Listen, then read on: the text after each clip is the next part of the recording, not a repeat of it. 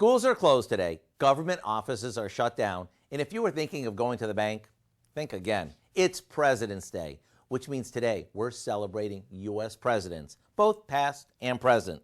Since you might have a little extra time on your hands, what do you say we whip up a presidential favorite? Before we do, did you know that one of President John F. Kennedy's favorite foods was a steaming bowl of clam chowder?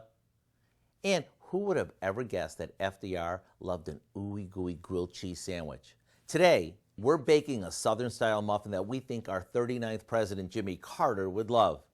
After making a super moist peanut butter batter, we spoon it into muffin cups. Then, to take them over the top, we finish them with a nutty streusel topping, and into the oven they go. Let me tell you, these muffins are worth a presidential seal of approval. They're that good.